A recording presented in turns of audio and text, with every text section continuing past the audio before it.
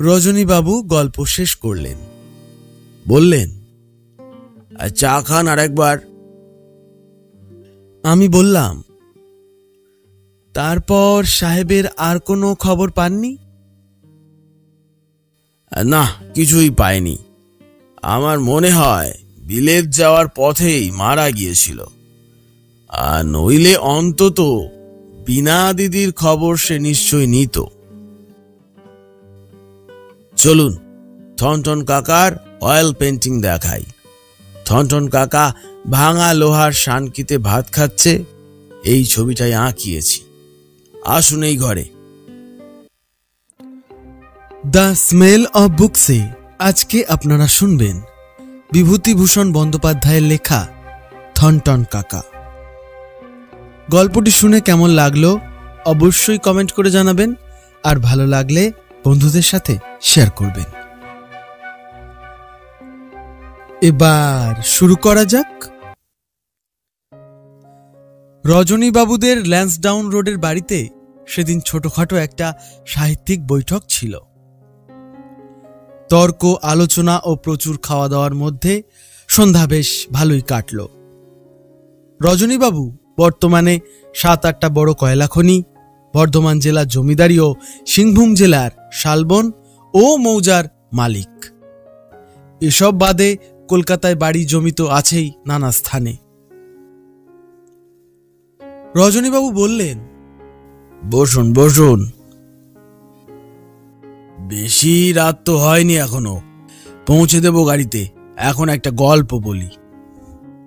আমার তখন বয়স 9 বছর। আমাদের বাড়ি বর্ধমান জেলার বনপাস স্টেশন থেকে 2 ক্রোশ দূরে একটা ক্ষুদ্র গ্রামে। গ্রামের বাইরে অবধি মাঠ, শুধুই ধান হয় সে মাঠে। মাঠের মাঝখানে বড় বড় তাল গাছে ঘেরা সেকেলে দিঘি, তার নাম গলাকাটা পুকুর। বহু আগে, যখন ওসব দেশের ওইসব তেপান্তর মাঠে নিবান্ধব পথিকদের গলা কেটে ডাকাতেরা লাশ বেমালুম দিঘির জলে পুঁতে রাখত, তখন থেকে ওই নামে চলে আসছে দিঘিটা। এবার রোদ পোড়া মাঠে চৈত্র দুপুরে আমি আর গ্রামের 2টি ছেলে মাছ ধরছি। হঠাৎ একটি ছেলে, তার নাম হরু, রামচন্দ্র সাবুয়ের ছেলে, আজও মনে আছে, আঙুল দিয়ে দেখিয়ে বললে, ওকে ওই দেখ। কেরে কেরে, কই কোথায়? আরে ওই তো বসে আছে।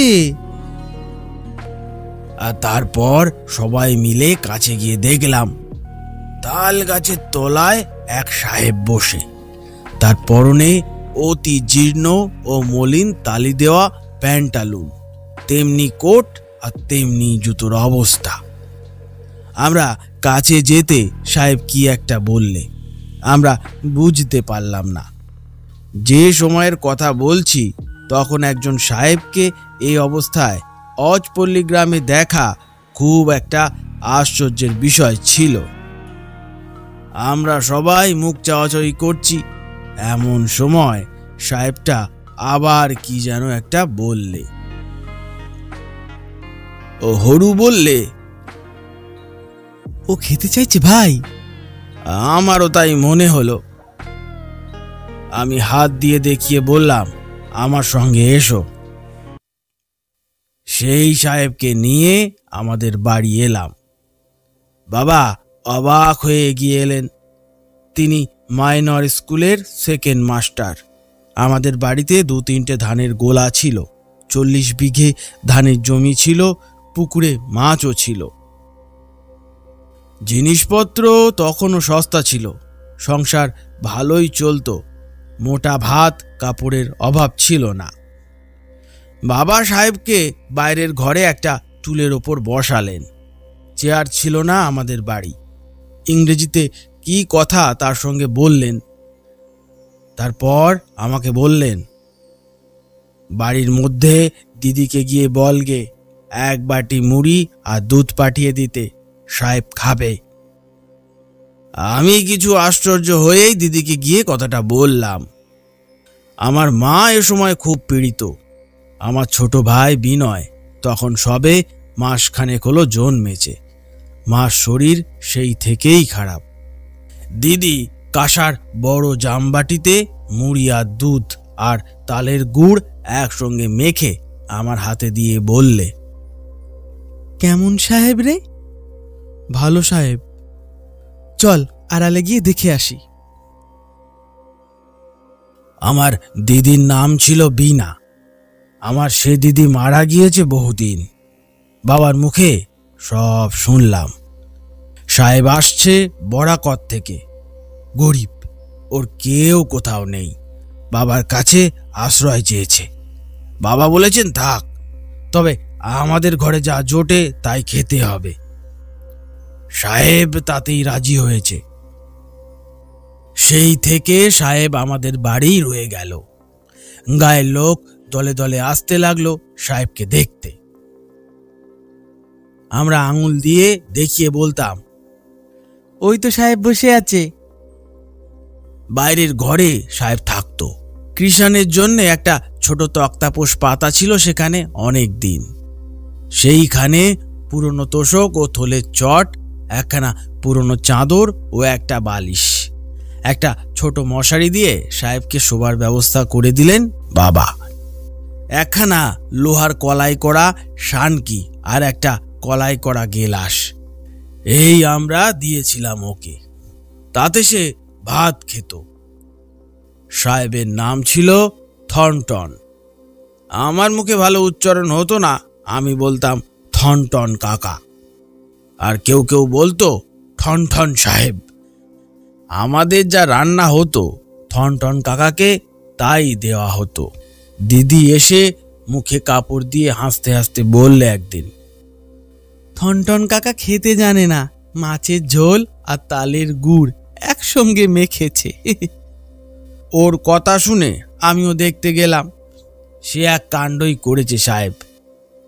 ডাল খায়নি, অথচ মাছের ঝোলে তালের গুড় দিয়ে মেখে চুমুক দিচ্ছে। বললে, ইট ইজ সো হট। কথাটা আমি স্পষ্ট বুঝলাম। ফার্স্ট বুক পড়ি, মানে করলাম ইহা হয় এত গরম। কিন্তু গরম তাই কি? তালের গুড় মাখলে কি গরম কমবে? পরে বাবা বলেছিলেন ওর মানে খুব ঝাল, মাছের ঝোল খুব ঝাল হয়েছিল। একটু ঝালই হয় আমাদের বাড়িতে। বাবা বলেছিলেন সাহেবের তরকারিতে ঝাল কম দিতে। আমি আর দিদি ওকে খেতে শেখালাম কিসের পর কি খেতে হয়, কোন জিনিসটা কিভাবে মাখতে হয়। থনটন কাকা আমাদের, বিশেষত দিদিকে, বড় ভালোবাসতে শুরু করলে। ক্রমে একটু আধটু বাংলাও শিখে ফেললে আমাদের কাছে। দিদিকে বলতো অদ্ভুত বাঁকা সুরে, বিনা ডাল দেও, ভাত দেও, ন ডাল দেও। দিদি হাসতে হাসতে বলতো, ভাত দেব না কাকা। নো ভাত, ভাত দেও। নো ডাল দাও, ডাল দাও। আচ্ছা বেগুন ভাজা দেব? এই যে এটা দেব, এটা? No no no no.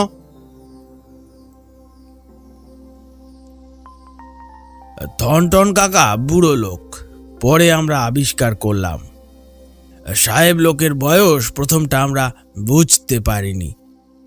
আমাদের সে তাসের খেলা শেখাতো বাদলার দিনে বসে বসে। আমাকে ইংরেজি পড়াতো বটে, তবে তার বাঁকা বাঁকা জড়ানো উচ্চারণ আমি প্রথমটা বুঝতেই পারতাম না। একদিন বাবাকে বললাম, বাবা, সাহেব কাকা ইংরেজি জানেন না। আরে সে কি? হ্যাঁ, কিরকম করে বলে, হাসি পায়।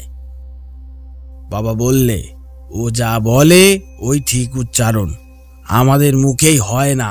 ও ঠিক বলে, ও যা বলে তাই শিখবি। থনটন কাকা আমাদের গায়ে পুরনো হয়ে গেল। রামায়ণ গানের আসরে, কবির আসরে সাহেব গিয়ে বসতো সকলের সামনে। করুণ গান শুনে হয়তো খুব হাততালি দিয়ে হাসি হেসে উঠল, এই রকমই সে বুঝতো। একখানা মোটা বই বের করে মাঝে মাঝে পড়তো।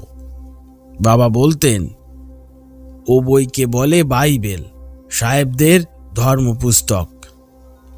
সন্ধ্যার সময় ডাকতো, বিনা। আর দিদি এসে বলতো, কি থনটন কাকা? খাটে দাও, খাটে দাও। এখনো রান্না হয়নি, মুড়ি দেব? নিয়ে এসো, তেল নাও। আচ্ছা, তেল দেব না, গুড় দেব? ইয়েস, গুড় দাও। এইভাবে 2 বছর কাটলো আমাদের বাড়িতে। তখন সে বেশ বাংলা শিখেছে, এমনকি নিজের নাম বাংলায় লিখত, জেমস থর্নটন। আমি বললাম, ও কাকা, ভুল হয়েছে। থ র দন্তন্য ট দন্তন্য কি? থ দন্তন্যয় রেপ, ট দন্তন্য হবে। এই দেখো, একে বলে রেপ। এই বসাও, এবার হলো Thornton. No, no ref and all that. এই দেখো। বেশ, দেখি। আমার দিকে চেয়ে বললে, ঠিক না, ঠিক না, এই দেখো। ওহ, হ্যাং হোক, আমি লিখব। তোমার রেফ আমি লিখব না। আচ্ছা, লিখো না, লোকে বলবে থর্নটন। ওহ, লেট দেম বলতে দাও। আচ্ছা, দিলাম। সেবার জ্যৈষ্ঠ মাসের গরমে তাড়াতাড়ি সব আম পেকে গেল। আমি বললাম, থনটন কাকা, আম পেড়ে নিয়ে আসি চলো, পুকুরধারের বাগান থেকে। আচ্ছা, আমি সব পাকা আম খাবো। আচ্ছা, খেও। লগা নিয়ে চলো, আম পাড়তে হবে। কিন্তু আম পাড়তে যাবার আগে পিয়ন এসে একখানা চিঠি আমার হাতে দিয়ে বললে, কি খোকা, পড়তে পারো? এ বোধহয় সাহেবের চিঠি। থনটন কাকাকে চিঠিটা দিলাম। চিঠিখানা পেয়ে হঠাৎ ওর মুখ কেমন হয়ে গেল। সেখানেই খুলে পড়ল। পড়ে কি সব বলতে লাগলো ইংরেজিতে। আর নড়েও না, ওঠেও না। কখনো আপন মনে হাসে, কি বিড়বিড় করে বলে। রাত্রে বাবার কাছে শুনলাম থনটন কাকা অনেক টাকা পাবে বিলেতে। ওর একখানি খুড়ি না পিসি ছিল, সে মারা গিয়েছে এবং ও তার সম্পত্তি পেয়েছে। বিলেতের উকিলেরা চিঠি লিখেছে। মাসখানেকের মধ্যে থনটন কাকা দেশে চলে গেল। তারপর যে কথাটা বলবার জন্যে এ গল্পটার অবতারণা, সেটা এখন বলি। যাবার কিছুদিন আগে থনটন কাকা বাবাকে বললে, আমার তুমি অনেক উপকার করেছ। তোমার একটা উপকার আমি যাবার সময় করব। আমার সঙ্গে এক জায়গায় চলো, রেলে যেতে হবে। বাবা গেলেন। বরাকর নদীর কাছাকাছি কোনো একটা পাহাড়ের তলাকার শালবন আর লাল কাঁকুড়ে মাটির ডাঙ্গা দেখিয়ে সাহেব বলেছিল বাবাকে, সমস্ত বাংলাদেশের কয়লার ক্ষেতের মধ্যে প্রথম শ্রেণীর কয়লা আছে এই জমির তলায়। আমি মাইনিং ইঞ্জিনিয়ার, আমি নিজে পরীক্ষা করে দেখেছি। কেন আমি তোমাদের বাড়িতে গিয়েছিলাম, কেন এমন অবস্থায় পড়িয়েছিলাম, সে কথা তোমাকে জানাবো সময় মতো। এখন আমার এই পরামর্শ, এই জমি বন্দোবস্ত নাও কিংবা কেনো। কেউ জানে না এর তলায় কি অমূল্য সম্পদ লুকানো আছে। আমার কথা অবিশ্বাস করো না। একদিন ভেবেছিলাম নিজে আমি এই জমি কিনে নেব বা বন্দোবস্ত নেব, কিন্তু অবস্থার ফেরে তা আমার ঘটল না। তার জন্য দুঃখিত নই। তুমি আমাকে নিজের ঘরে নিজের সহোদর ভাইয়ের মতো স্থান দিয়েছিলে। তার খানিকটা প্রতিদান দিতে পেরে আমি খুশি হয়েছি। আমার কথা শোনো, বড়লোক হয়ে যাবে। বিনার বিয়েতে যৌতুক দিলাম এই জমি। কাউকে সব কথা বলবে না, ঘুণাক্ষরেও বলবে না, তাহলে সব যাবে। বাবা বাড়ি এসে মার গহনা বিক্রি করে টাকা নিয়ে আবার চলে গেলেন বড়া করে। সন্ধ্যা নিয়ে জানলেন নিকটবর্তী পালনটি মৌজার ডিহি পাঁচপুর কাছারির জমিদার গঙ্গারাম মাহাতোর 2 আনি অংশের জমি ওটা। কলকাতার গৌরমোহন পাল দিগর বর্তমান মালিক। বাবা গেলেন কলকাতায় জমিদারের বাড়ি। গৌরমোহন পাল দিগরের নায়েবকে 20 টাকা ঘুষ দিলেন। নায়েব নকশা ও কাগজপত্র দেখে বললেন, এই জমি বহুকাল থেকে পতিত, এ আপনি কি করবেন? নায়েবের সুরের মধ্যে যেন সন্দেহর রেশ রয়েছে। বাবার বুক কেঁপে গেল, মনের অগোচরে পাপ নেই। বাবা বললেন, চাষবাস করব। ঘুঘু নায়েব হেসে বললে, সে কি মশাই, পাথুরে ডাঙায় কি চাষ হবে? চাষের জমি হলে এত কালো জমি পড়ে থাকতো নাকি? তাছাড়া ওর তীর সীমানায় জল নেই, কিসের চাষ করবেন? বাবা বললেন, গরু মহিষ পুষবো, চাষও করব, বাসও করব, সব রকমই। নায়েব চোখ মিটকি মেরে বললে, তা আমায় কি দেবেন? বাবা তখন বললেন, কেন গরিবের উপর জুলুম করবেন, আপনাকে খুশি করব। তখন উনি বললেন, তা কত টাকা দেবেন? বাবা বলল, 100 টাকা। না না, ওতে হবে না। বাবা আবার বললেন, 150 তাহলে। তিনি তাতেও রাজি হলেন না। বাবা তখন বললেন, কত বলুন? উনি বললেন, ওই 10,000 টাকা, 5 বছর পরে, নগদ দিতে হবে না, লেখাপড়া করুন। এরা কলকাতার বড়লোক, এরা কি জানে মশাই, আমি আন্দাজে বুঝেছি। তবে আপনাকে নগদ দিতে হবে না, একটি কর্জনামার খত রেজিস্ট্রি করা থাকবে, বুঝলেন, যেন আপনি 10,000 টাকা ধার নিলেন আমার কাছ থেকে। তখন বাবা বললেন, না সে হবে না, রেজিস্টার টাকার লেনদেন নিজের হাতে করবে, 10,000 টাকা কে দেবে? নায়েব তখন বললেন, তার ব্যবস্থা হবে, সব রোগের ওষুধ আছে। আর তারপর জমি রেজিস্ট্রি হয়ে গেল। তবে আমরা জমিদারকেও ফাঁকি দিইনি। এখন সে জমির আয় বার্ষিক নিট 1.5 লক্ষ টাকা। জমিদারের নাবালক ছেলেকে আমরা 2,000 টাকা ফি বছর দিই।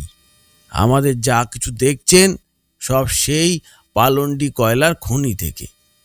এখন আমাদের 10টা কলিয়ারি, আর কোনোটাই কিন্তু পালনডির মতো নয়। পালনডি লক্ষ্মীর ঝাঁপি। থনটন কাকার ছবি দেখবেন, চলুন পাশের ঘরে। ওটা কিন্তু কোনো আসল ছবি বা ফটো নয়, আর্টিস্টকে দিয়ে আঁকিয়েছি। আমি চেহারার বর্ণনা দিয়েছিলাম, যতটা মনে ছিল। রজনীবাবু গল্প শেষ করলেন, বললেন, চা খান আর একবার। আমি বললাম, তারপর সাহেবের আর কোনো খবর পাননি?